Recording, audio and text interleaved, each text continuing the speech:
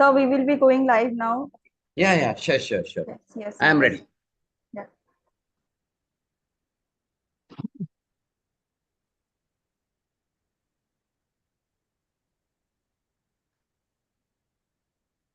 A very good evening to one and all. I am Arpita from the IGCP group. Welcomes you all to the session on the topic transrectal ultrasound scanning of prostate.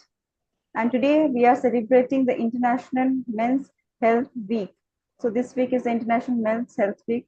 Now, to give a brief description of the topic, the TRUS scanning of the prostate is a diagnostic procedure using sound waves to visualize the prostate gland.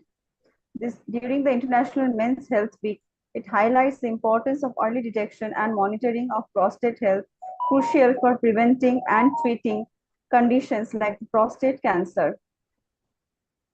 Now, to address this very crucial topic, we have with us someone very eminent who, of course, doesn't need any introduction, and sheer pleasure for me to welcome sir to our session. None other than Dr. C. Sharat Kumar sir. He is the director of Mediwave IFP and Fertility Research Hospital at Mysore. Sir has his own clinic, that is the Dr. Sharat Kumar's clinic. Uh, about his uh, about his education and qualification, I'm no one to comment, but still I would like to say one or three lines. He has done MS in infertility from the Bristol University of England, PhD from the University of Mysore on male infertility, many other fellowships like the FECSM, the FPSM, DRCOG from the Royal College of Obstetrics and Gynecology at UK, DGLS, DMRD, DYN, it's a diploma in yoga and nature cure from Delhi, CSE, and FCGP. So, sir, with this very small introduction of yours, I would request you to please start with the session for today. Over to you, sir. Thank you, Arpita. Good evening. Happy International Men's Day. So this week we are celebrating the International Health of the Men. Most of the times, the men have been neglected, especially after the age of 40 or 50. Till 40 or 50, men will be very busy with their academic and professional career, going on earning, going on getting elevated in their own profession. They never get any type of sort of health checkup till 40 or 50. After the age of 50 or 60, they start worrying about their age. And this is the age we should look after them. So on this occasion of International Men's Health Day, I would like to tell one very important test which has to be done to most of the men after the age of 50 or 60 who have got some symptoms of urinary symptom. And also for men who don't have children, this is one of the most important examinations. So today I'm going to talk about transrectal ultrasound scanning, especially in the field of the diagnosis and management of male sexual internal organs, especially prostate. So I'm going to cover this under the following chapters: introduction, anatomy of prostate, physiology, equipment used for the stress, procedure, indications for the stress, contraindications, risks involved in this examination, and general findings and conclusions. So these are the chapters I'm going to cover. So coming to the ultrasound scanning, all of you know that ultrasound uses a minimal invasive procedure and uses energy sound waves to look at the internal organs and tissues. Specifically, transrectal ultrasound scanning uses special thin transducer probe. It is similar to transvaginal probe. Of course, transvaginal probe also can be used as a transrectal probe, and it can be easily inserted into the rectum through the anus. This lecture proposes to deal exclusively with the truss of the accessory sex organs, namely prostate, seminal vesicles, and vas deferens in men. It helps to diagnose infertility in men and also tumors of the prostate and seminal vesicles. It can be combined with the needle biopsy of these organs. It can also be used as a therapeutic tool. So these are the areas in which truss can be used. And this is how a transrectal ultrasound probe looks. The sonologist inserts the probe into the rectum. The probe gives off high energy sound waves These sound waves, that is echoes, travel through the rectum and bones of the other organs and tissues. Echoes are again collected by the computer and image will be displayed over the television monitor of the computer. It's also called as endorectal ultrasound. And this is how an equipment looks. It's a typical ultrasound machine. The only difference is we have an additional probe, that is transrectal probe. It consists of computer console, video monitor, and attached transducer. Transducer is a small handheld device that resembles a microphone.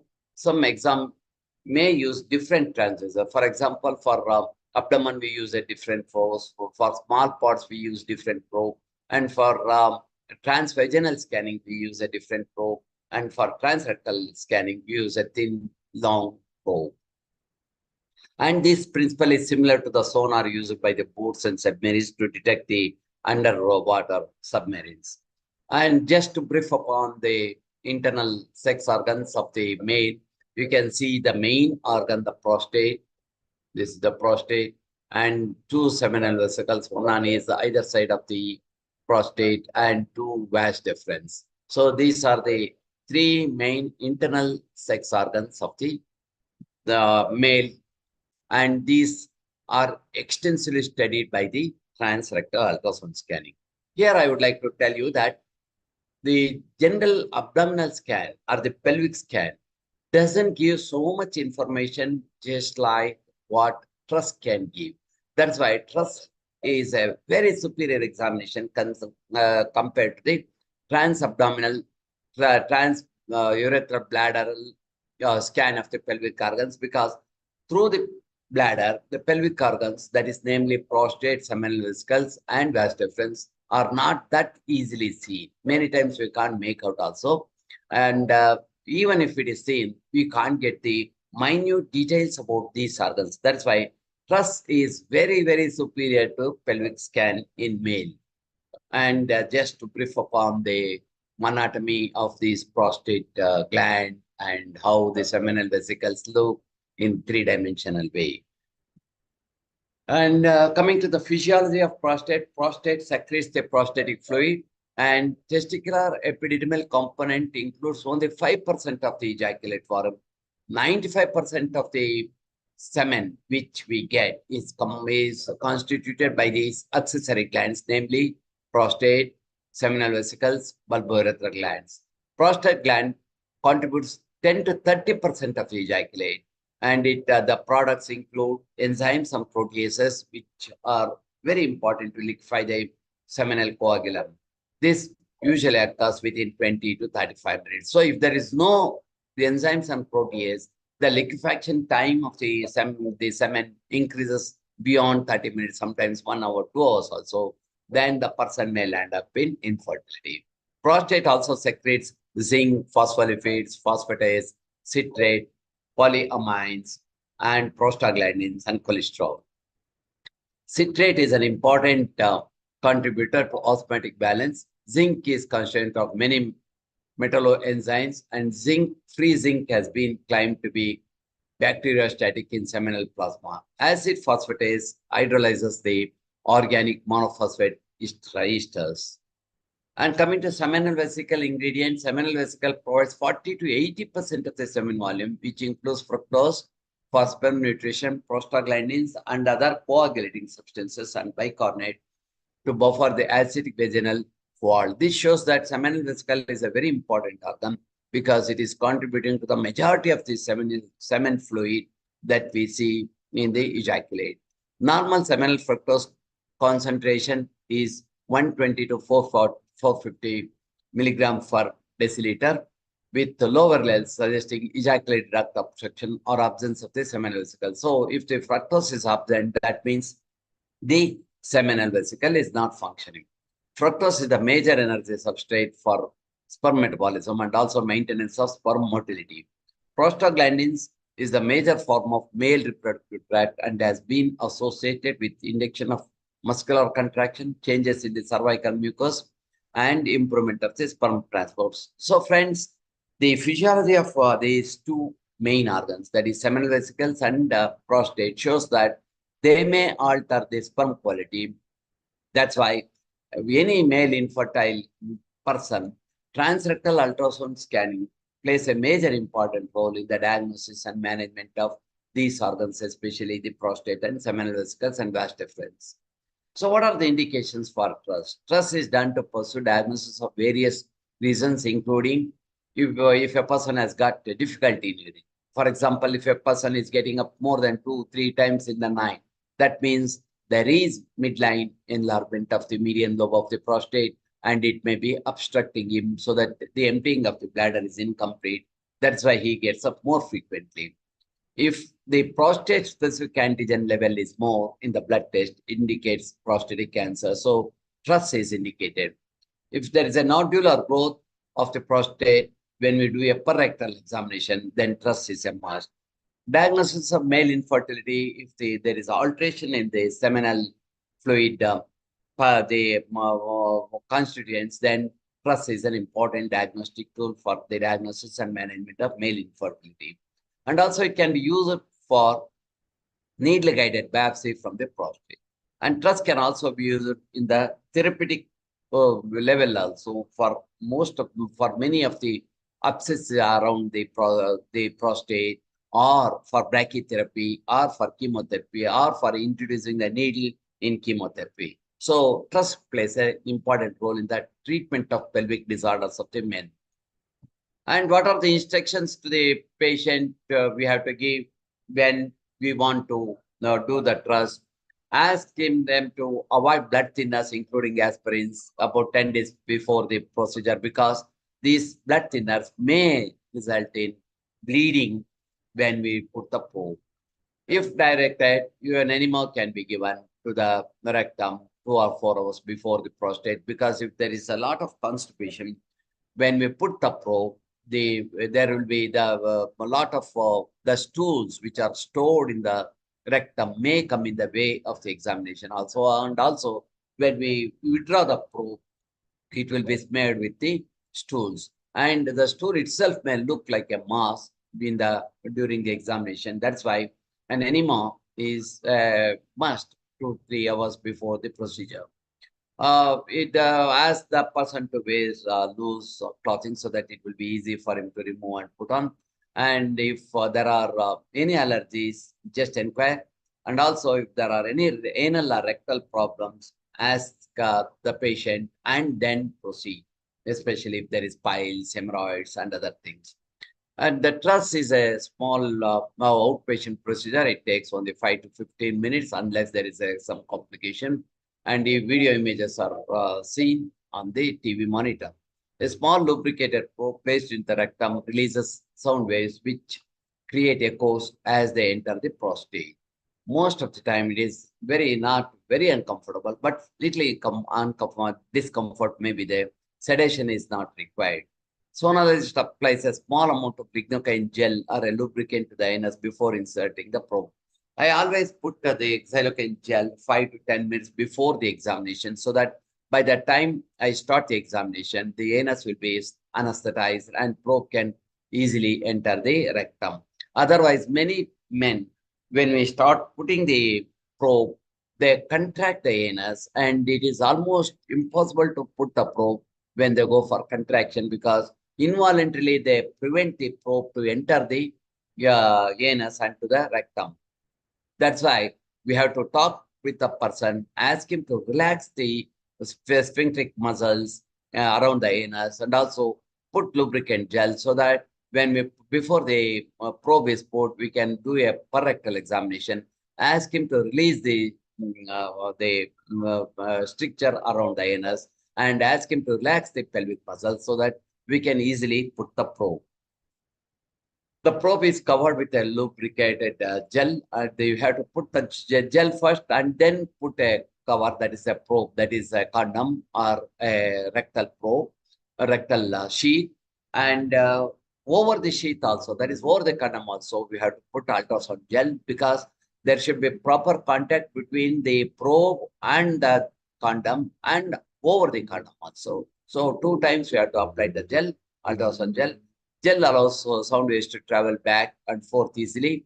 Ultrasound image is immediately visible on the video monitor. Computer creates the image. and also the internal organs can be easily studied. Thrust begins in the axial plane and the base of the prostate. Seminal vesicles are first studied. Small amount of urine in the bladder facilitates the examination. So ask him not to pass the urine just before the examination. If in completely empty bladder, we may not be able to see the images more clearly. So little amount of urine is always good. So let the patient, if he wants to go for the urine, let him go 1 or 2 hours earlier. And after that, let him not pass the urine. Seminal vesicles are identified bilaterally with ampullae of the vas difference on either side of the midline. Seminal vesicles are convoluted cystic structure that are darkly anechoic. Men who have abstained from ejaculation for longer period may have dilated seminal vesicles because it will be filled with a lot of semen. Next, the base of the prostate is visualized, and we can differentiate the prostate into central zone, peripheral zone, and transition zone. Central zone comprises posterior part of the gland and is often hyperechoic. The mid gland is the widest portion of the gland. Peripheral zone forms most of the gland volume. Echoes are described as isoechoic and closely packed. Transition zone is the central part of the gland and is hypoechoic, and the junction of is distinct posteriorly and is characterized by hyperechoic region, which results in from prostatic calculi or corpora amylasia. The transition zone is often filled with cystic spaces in patients with VPH, that is benign prostatic hypertrophy. Scanning at the level of vermentonum, observing the Eiffel Tower-like sign, anterior shadowing, help identify the urethra and the vermentonum. Prostate distal to the vermentonum is composed mainly of the peripheral zone. Capsule is hyperechoic structure that can be identified all around the prostate gland. Several hypoechoic rounded structures can be identified around the prostate gland. These are prostatic venous plexi. Position of the neurovascular bundle can often be identified by vascular structure. Imaging in the sagittal plane allows visualization of the urethra. Median lobes of the prostate are often visualized. Volume measurement is very important because to confirm that there is BPH, the volume of the prostate plays an important role. The volume assessment is an important integral part of trust. Of the several formulas that have been developed for this purpose, the most commonly used is the ellipsoid formula, which requires measurement in 3 different prostate directions. First, the transverse dimension and the anterior posterior dimension at the estimated point of the widest transverse dimensions are measured in the axial plane. Next, a longitudinal dimension is measured in the sagittal plane just off the midline because the bladder neck often obscures the cephaloid extent of the gland. The ellipsoid volume formula, that is height into width into length, multiplied by 0.52 is the volume of the prostate. This is the standard volume measurement, and this approximately you can make it as half, that is height into width into length divided by 2 will be the volume, but to be very specific, it should be multiplied by 0.52. Biopsy during transrectal ultrasound, a small probe about the size of finger is inserted into the rectum to proceed with the sonogram image of the prostate. Doctor may use these images to determine whether the biopsy is needed. If so, ensure the tissue sample is taken from the correct plane.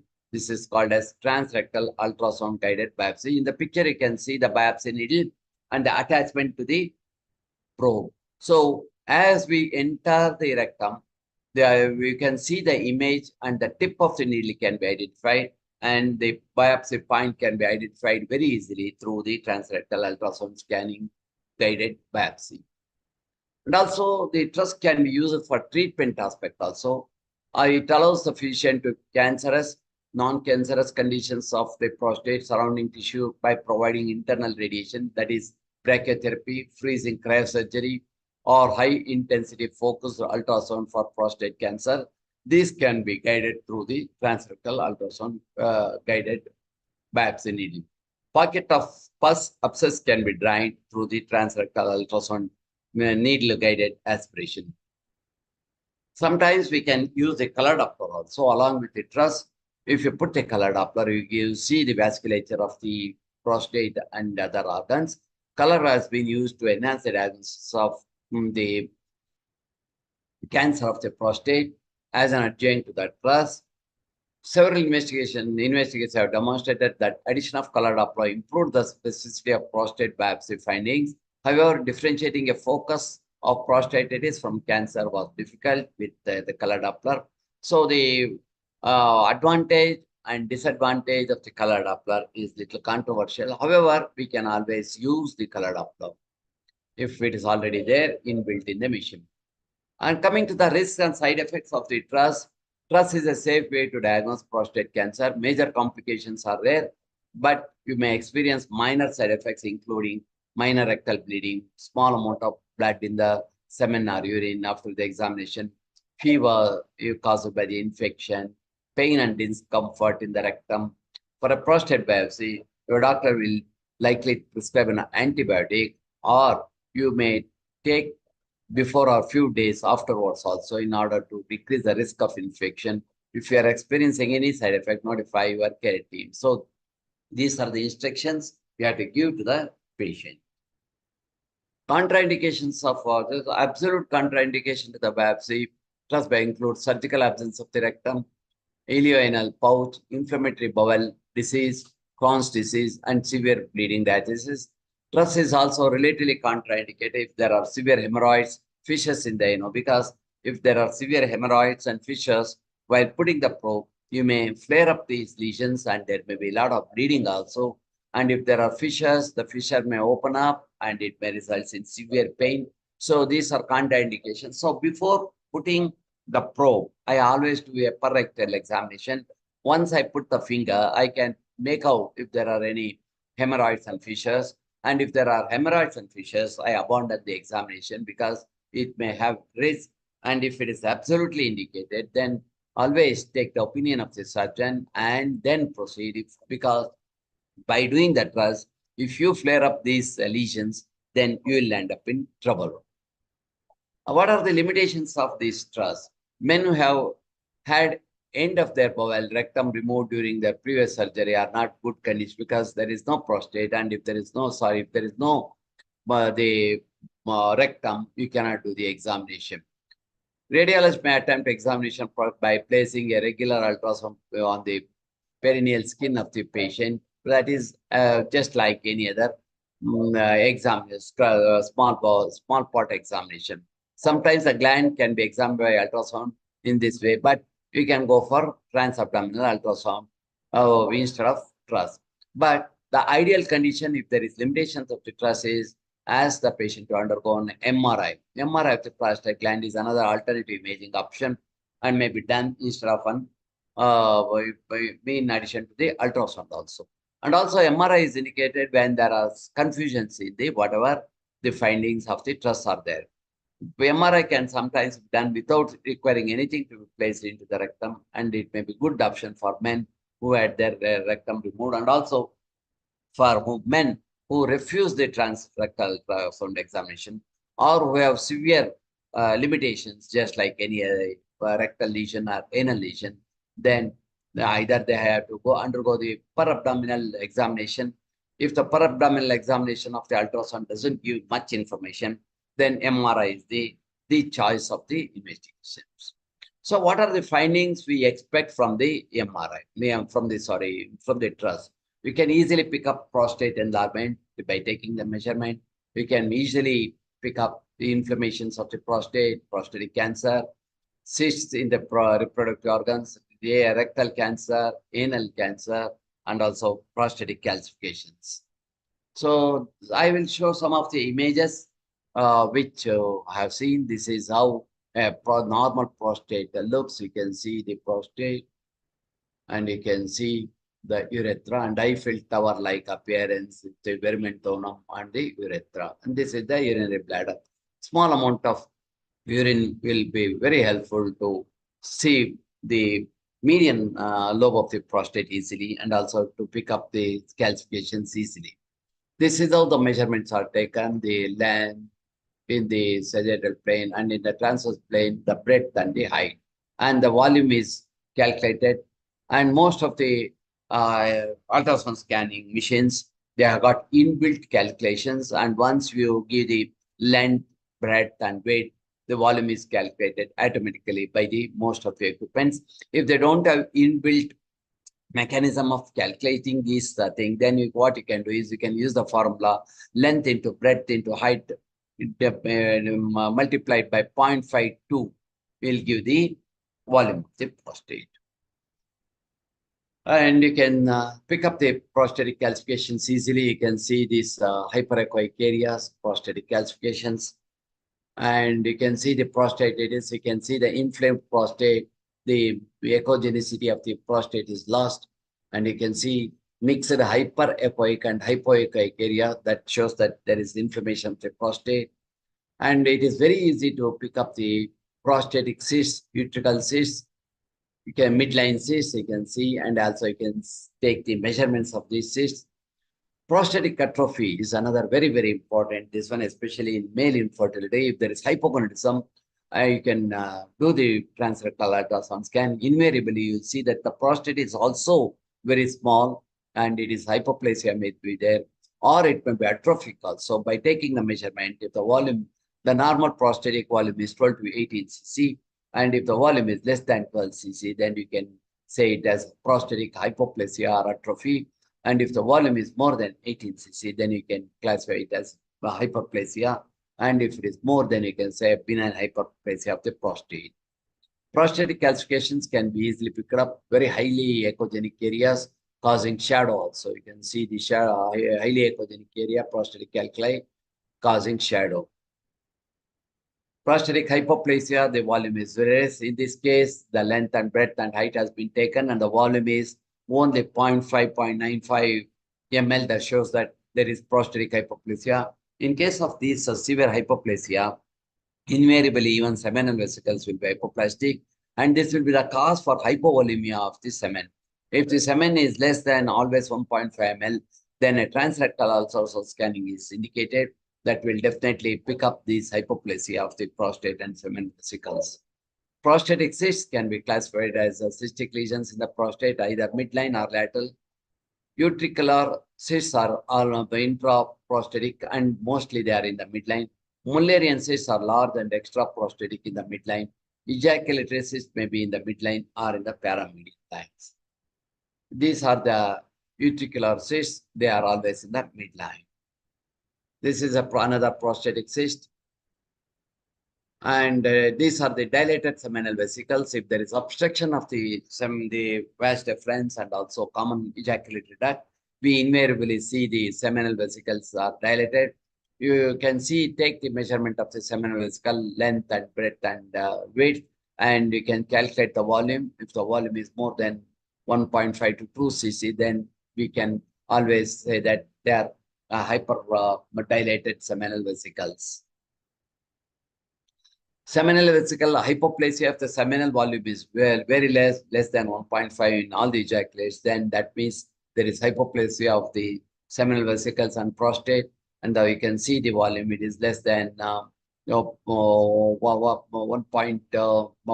cc. The right is 0.34 cc, left is 0.2 cc. That shows that there is severe hypoplasia of the seminal vesicles. This is the diagnostic feature of hypoplasia of the internal genital organs, namely prostate, seminal vesicles, and also vas deferens. That shows that these organs are not secreting properly. That is contributing for the hypovolemia of the semen, because the semen volume is mainly contributed by the prostate and the seminal vesicles. This is seminal vesicle cyst. You can see a huge cyst in the seminal vesicle. Mainly it will be due to the block in the left or right vas deferens that results in the dilatation of the seminal vesicle forming the cyst. See, these are all the dilated seminal vesicles.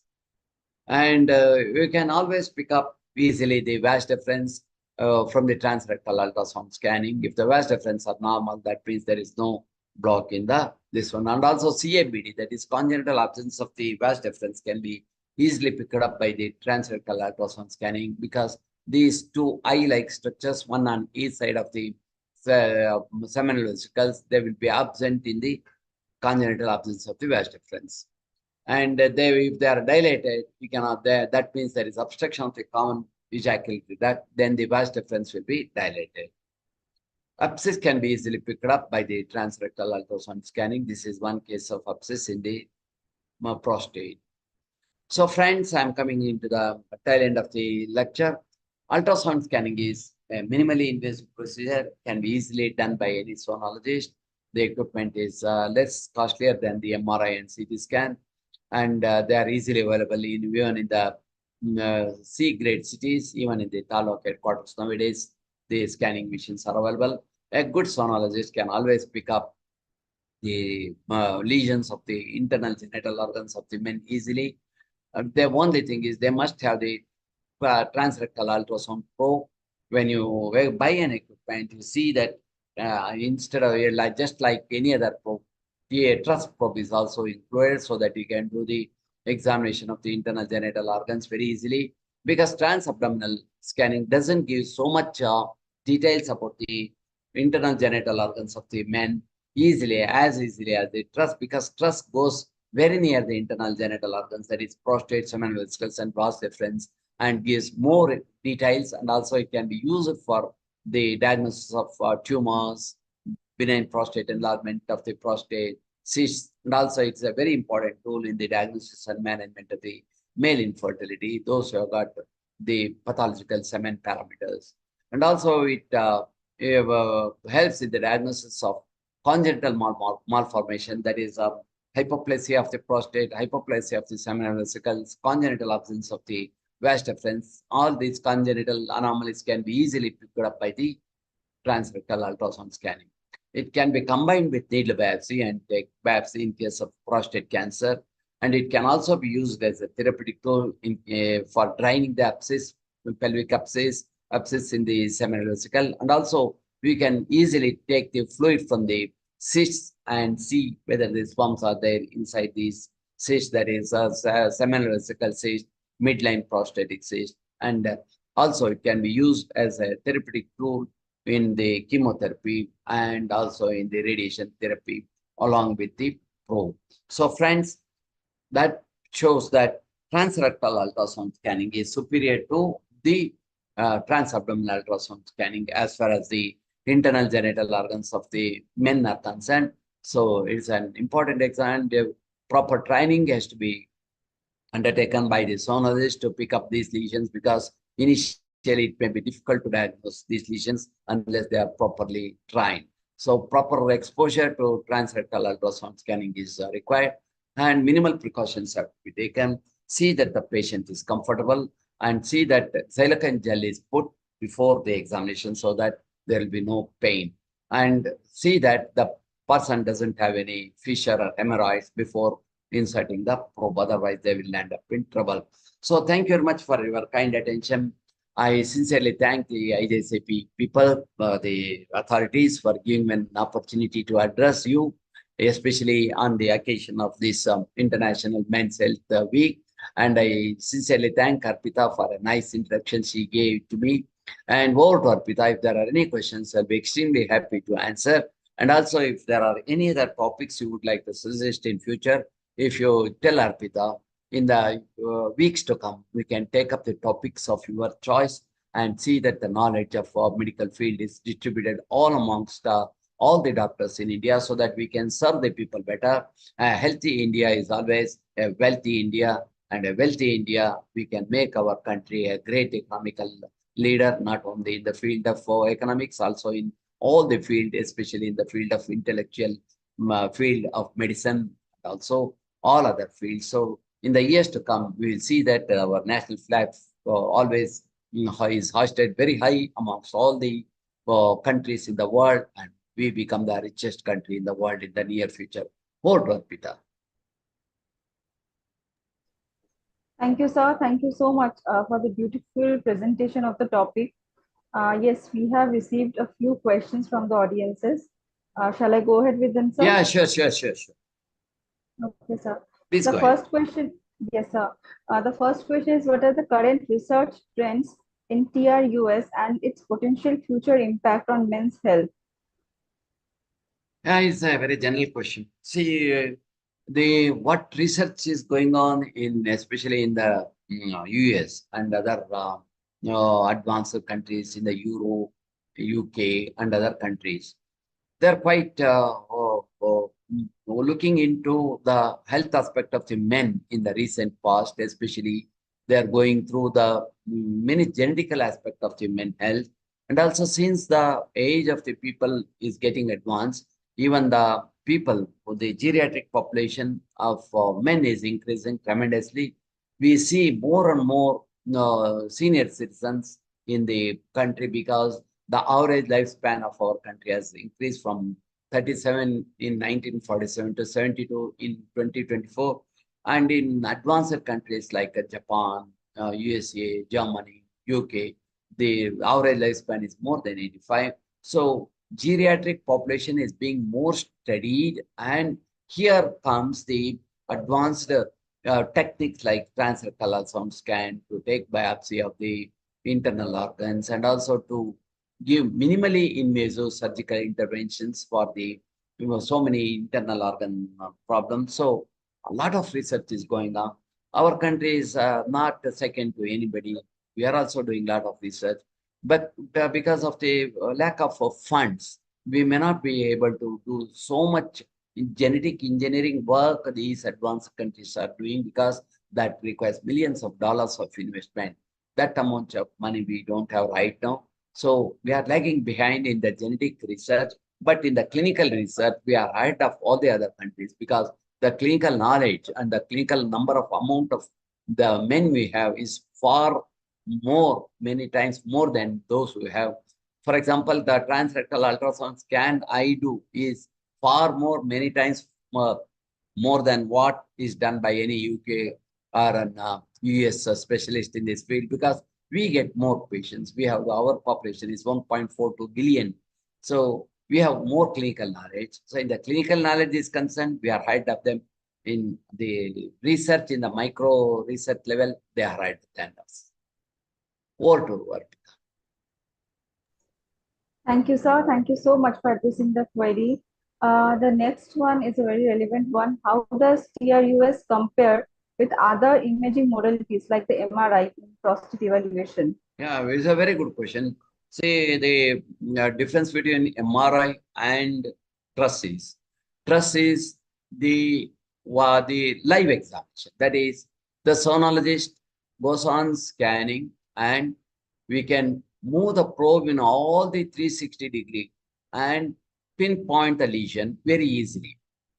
Whereas MRI is static images in the sagittal plane and in the transverse plane, and the sonologist gets the images from the printouts, or if he or she is sitting in front of the monitor, they can see these images, but they cannot manipulate the probe.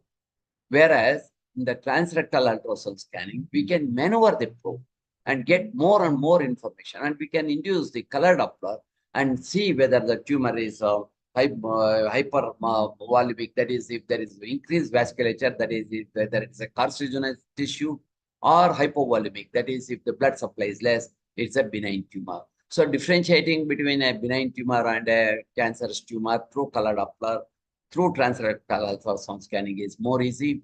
And another important thing is we can have always biopsy attached, and biopsy needle goes and we can take up the biopsy. And also we can use as it as a therapeutic tool. So, and also it is minimally invasive and there is no radiation involved and it is more safe and it is cheaper compared to the MRI scan. And it is easily available everywhere, even in the tertiary centers. Whereas MRI scan, the investment is used, goes in several crores. The cost of the MRI scan is several thousands, many times 8 to 10,000 rupees. And the waiting period in an MRI center is more. And the number of MRI equipments available are less. Even in huge cities, there may be only about 8 or 10 machines, one in each area. We can't get it that easily. And the amount of time you have to wait in the MRI scan is more. And also, it is more invasive because it involves magnetic radiation, and the amount of times money spent is more. And but of course, the quality of the images are little better than the trust, so they go with each other complementarily. For example, if you have get any doubt in the the trust, then I send for an MRI examination or protein read. Just to pick up a BPH, I don't send and the person for an MRI scan. Just to pick up calcification or a stone, I don't send them. But if there is any genuine problem differentiating the cancer and BPH, then an MRI is required. An MRI picks up even the lymph nodes around uh, the bladder and they around the prostate also. We can pick up the secondaries also. So there is a slight advantage of MRI scan on the trust, but compared to the when we compare both, it's always better to undergo trust first, then if required, call for an MRI. Order. Right, sir. Thank you so much. We have received another query. That is, what are the potential risks and complications associated with the TRUS, and how can they be managed? Very good question. In fact, I had gone through these slides. I'll go through them again. The risks are there may be rectal bleeding. If there is already some lesion in the rectum and in the anus, and if there are strictures, if there are any cracks, or if there is any hemorrhoid, and if there is any fissure, crack in the anus or in the rectum, by putting the probe, we may ignite those lesions and there may be bleeding. And if there may be bleeding from the urine or semen because when the probe touches the internal organs, namely the urethra, and also the vas deferens, and also the seminal vesicles and the prostate, certain amount of blood may come in the semen or urine. And there may be spread of the infection, but very rare because we never use any without putting the proper this one sheet over the probe. We never use the probe. Chances of infections are rare. Pain and discomfort may be there because some men they hold the anus so tightly, they close the sphincter. It is impossible to introduce the probe in them. In such patients, by forcing the probe inside, they may have some pain and discomfort. And for prostatic biopsy, it's always better to give antibiotics before the investigation and also after the investigation to prevent the spread of the infection. Because if there is already abscess and infection, and we may spread it out, spread the infection, then the antibiotic is required. So precautions to overcome all these things is do a digital rectal examination by PR, that per rectal examination. Find out whether there is any hemorrhoids or any possible bleeding, and look into the your finger after the PR. And if there is already blood in the tip of your finger, that means there is bleeding tendency. Don't proceed with the examination. And while doing the PR, rectal examination using your finger with a gloved hand, always put lignocaine gel and smear the anus and part of the rectum with the xylocaine gel so that that part gets anesthetized. And after 5 minutes, if you put the probe, then the probe easily goes. So by doing a rectal examination, do it before the truss, you get so many information regarding the anus, regarding the rectum also. And during the rectal examination, if you get lot of fecal tissue sticking to your finger, then postpone or abandon the examination. Give a laxative and yeah, or an enema before putting the probe because the thick fecal matter may come in the way of the examination. So using a xylocaine gel, doing a rectal examination before trust gives lot of information, and also it gives us an insight whether we can put the probe or not, and giving an analgesic after the examination if there is pain, or if giving an analgesic beforehand itself if the patient is very anxious about the examination, that may relax the anus a little bit, but that may not help unless you talk to the patient, explain the patient, counsel the patient, say that this is a very minimal examination, show your thumb and the probe, say that it is not more than the thickness of the thumb, and this thumb is the diameter, whatever the stool you are passing, it is much bigger than the diameter of the probe. So if you explain them and convince them, then they will definitely cooperate. And if they relax the sphincter during the examination, the probe passes through the anus very easily. That is very, very important. So with these precautions, you can always overcome all the risks and side effects of the truss. Over to Arpita. Right, sir. Thank you, sir. This is the last question. That is, what are the common abnormalities detected in our TRUS? Yeah. Very, very nice question. So most important findings are BPH. Very easy to pick up because you can see, you measure the volume, length, breadth, and height multiplied by 0.52. If it is more than 18 cc, then put it as BPH. And if there are symptoms also, up to 25 grams, they may be asymptomatic. They don't require any interference.